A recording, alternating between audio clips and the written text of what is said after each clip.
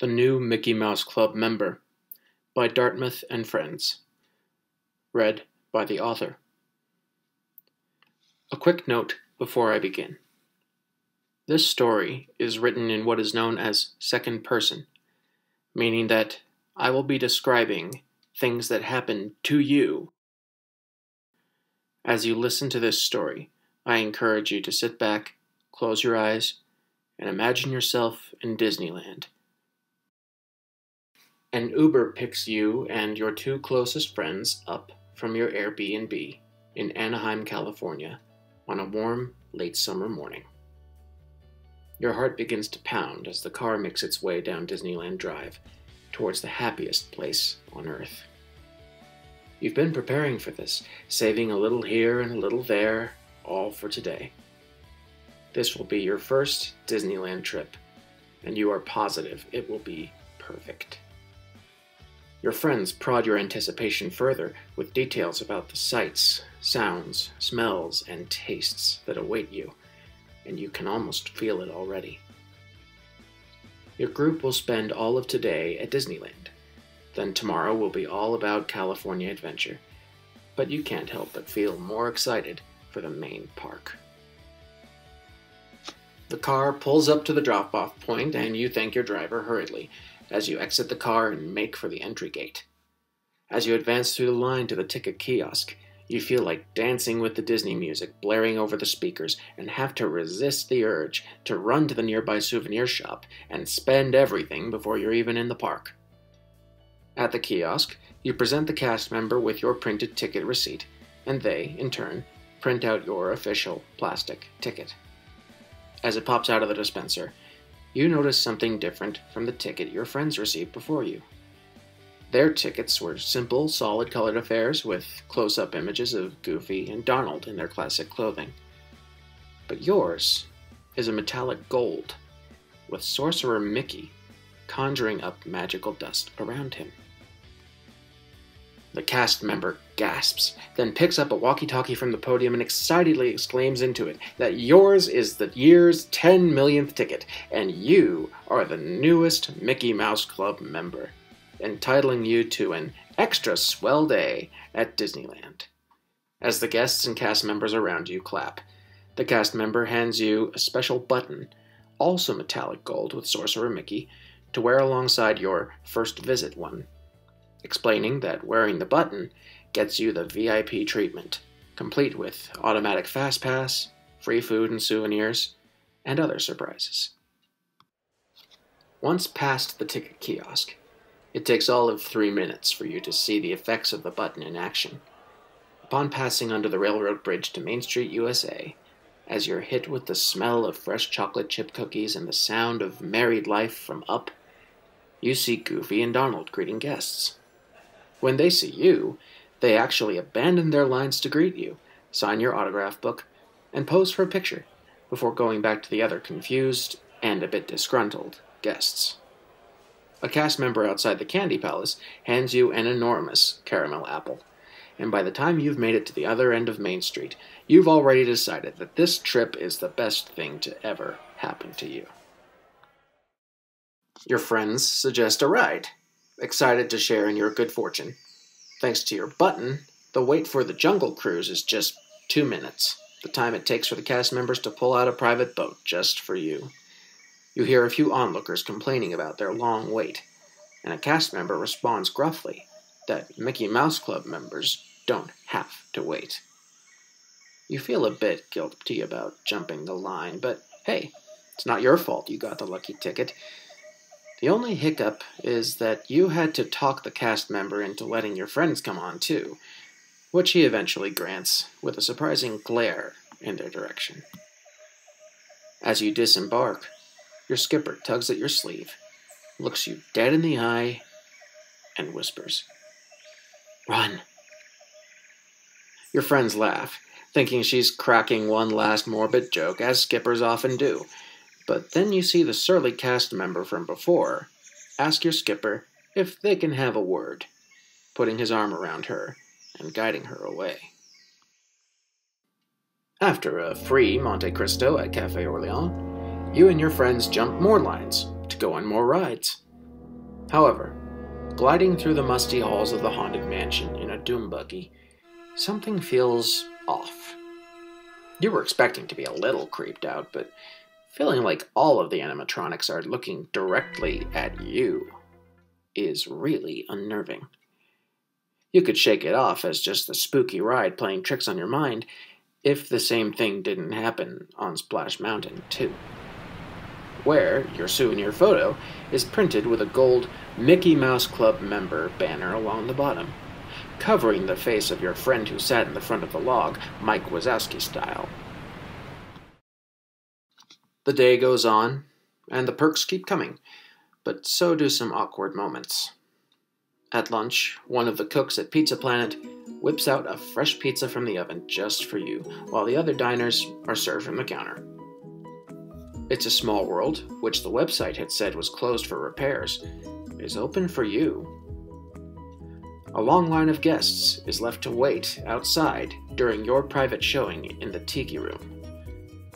When you exit, scooping out the last juicy spoonful of your Dole Whip, they've almost all stormed off, with the few who remain scowling in your direction. As hours pass, you start seeing that wherever in the park you go, guests see you coming and actually start leaving. By now you're almost ashamed of the special treatment, but you didn't ask for it. You're not going to let jealous people ruin your first Disney trip, are you? Dinner time is spent at the Blue Bayou. No wait or reservation necessary, of course. The food is delicious, but you feel that the hostess clearing out the restaurant was a bit much. You and your friends are now the only people there, sitting under bistro lights and faux night sky, while listening to the ripples of chlorine-scented water from your ride. While ordering dessert, one of your friend's phones buzzes.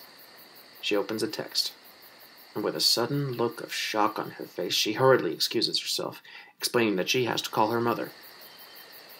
You and your other friend order dessert, watching the Pirates of the Caribbean boats passing by your table. You have noticed during dinner that the number of people in them has been dwindling. Now you see that every boat that passes is empty. Your other friend notices too, and decides that he's going to go ask someone by the unloading dock what's going on. As he crosses the restaurant floor, your waitress arrives with your dessert. Just yours. When you ask where your friend's desserts are, the waitress's answer sends a chill down your back. I'm sorry, but what friends? You point toward the unloading dock, but when you look there, not only is your friend missing, but the employee is too. You rise, starting to panic, asking what the hell is going on. Your waitress shrugs innocently.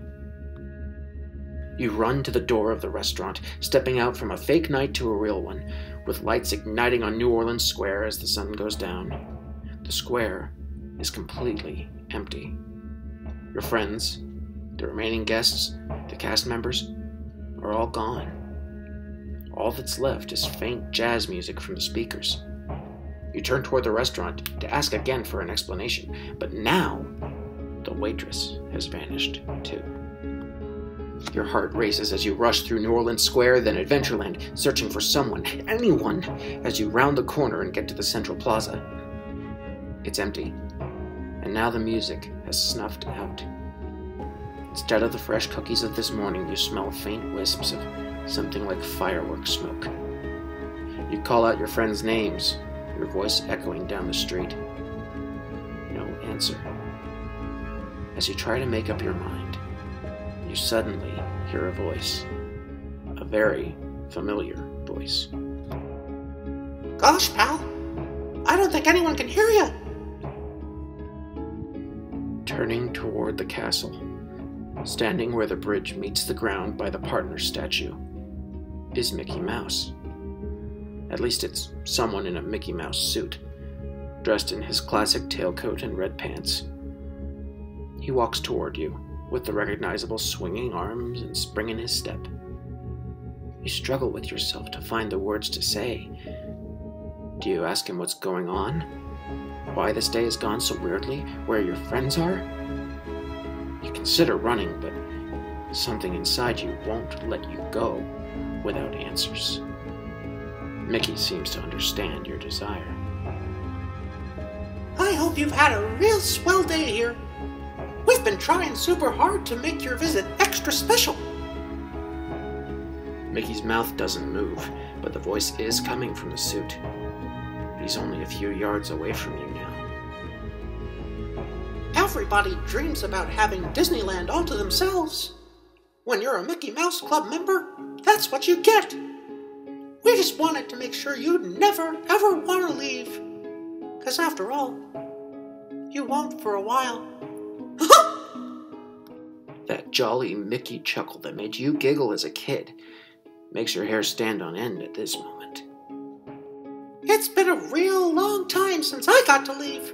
And pretty soon, that's just what I'll get to do. You don't want to hear the rest. You try to break into a run, but Mickey's already too close. He grabs hold of your arm with a grip like a vice. Your visit's gonna be an extra long one. Mine sure has been. I hope you liked your special day here at Disneyland as much as I did mine. But now, I think I'm ready to get out of here. Mickey's other hand takes hold of the back of your head, forcing you to look into big, unblinking plastic eyes. The black pupils seem to expand as your head begins buzzing. Suddenly, all you can hear is a faint tune that brings walking brooms and splashing water to mind as the blackness overtakes your vision. For a minute or two, the music fills your head and you can't see, but your mind is stricken with sheer, paralyzing panic.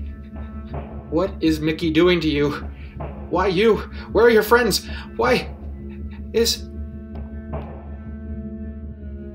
It's been almost a year since you became the new Mickey Mouse Club member.